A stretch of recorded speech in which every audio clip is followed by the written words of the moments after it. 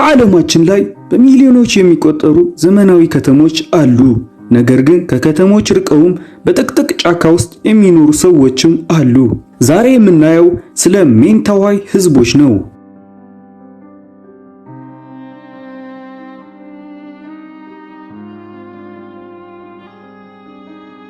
የሜንታዋይ ህዝቦች በኢንዶኔዥያ በሱማትራ አቅራቢያ የሚገኙ የሜንታዋይ ደሴቶች ውስጥ ይኖራሉ። እነዚህ ደሴቶች በዝናብ ደን፣ በትልቅ ወንዞችና በብዙ የዱር እንስሳት የተሞሉ ናቸው። ለረጅም ጊዜ ከውጭው ዓለም ተለይተው ስለኖሩ ባህላቸውን እስከ ዛሬ ድረስ ጠብቀው ኖረዋል።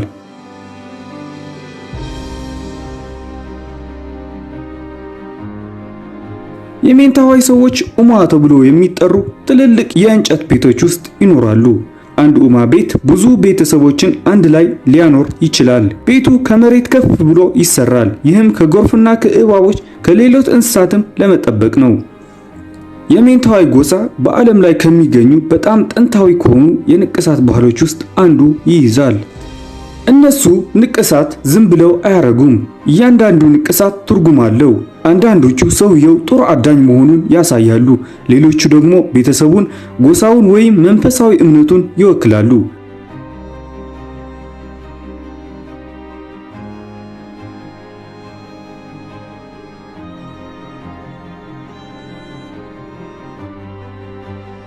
ሌላው ስለ ሜንታዋይ ጎሳዎች የሚገርመው ነገር ደግሞ የሜንታዋይ ሴቶች እንደ ውበት መገለጫ በማየት ጥርሳቸውን ሹል ያደርጋሉ።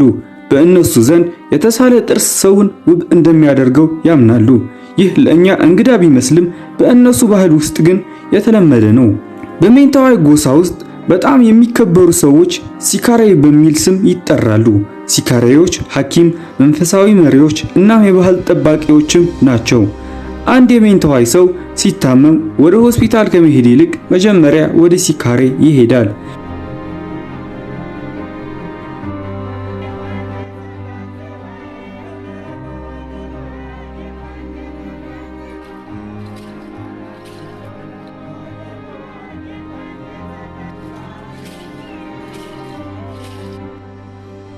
የሜንታዋይ ሰዎች ተፈጥሮን በጣም ይንከባከባሉ።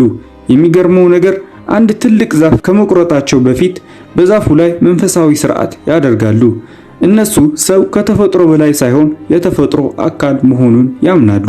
እናም ዛፎች፣ ወንዞችና ተራሮች እና እንስሳት መንፈሳዊ ኃይልም እንዳላቸው ያምናሉ። ሜንታዋዮች አብዛኛውን ጊዜ ምግባቸውን ከጫካው ነው የሚያገኙት።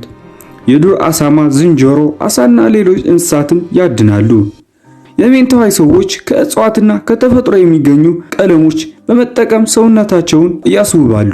ይህ ለውበት ብቻ ሳይሆን በአንዳንድ ስነ ስርዓቶች ወይም በዓላት ላይ የሚጠቀሙት ባህል ነው። ለብዙ ሺህ ዓመታት የሜንታዋይ ጎሳ ከውጭው ዓለም በአንጻራዊነት ተለይተው ኖረዋል። ነገር ግን በቅርብ ዓመታት መንገዶች፣ ቱሪዝምና ዘመናዊ ትምህርት እና ቴክኖሎጂ ወደ ደሴቶቹ መድረስ ጀምረዋል። ይህ አንዳንድ ጥሩ ነገሮችን አምጥቷል። የሜንታዋይ ሰዎች የተሻለ ሕክምና፣ ትምህርትና መገናኛ እንዲያገኙ አድርጓቸዋል። ነገር ግን ከዚህ ጋር ተያይዞ ጥንታዊ ባህላቸው እንዲጠፋም ምክንያት የሆነ ነው። የሜንታዋይ ሰዎች በአሁኑ ጊዜ ባህላቸውን ትተው ለተመቻቸ ኑሮ ወደ ከተሞች እየገቡ ይገኛሉ። እናም በዚህ ምክንያት ይሄ ድንቅ ባህላቸው የመጥፋት አደጋ ተዳቅኖበታል። እናንተስ ምን ታስባላችሁ? ይህ የሚያምረው ባህላቸው ተጠብቆ መቆየት አለበት ብላችሁ አታስቡም? ኮሜንት ላይ ንገሩኝ። እናም እንደዚህ ያሉ የተለያዩ ስለ ዓለማችን ህዝቦች ማወቅ ከፈለጋችሁ ሰብስክራይብ አድርጉ።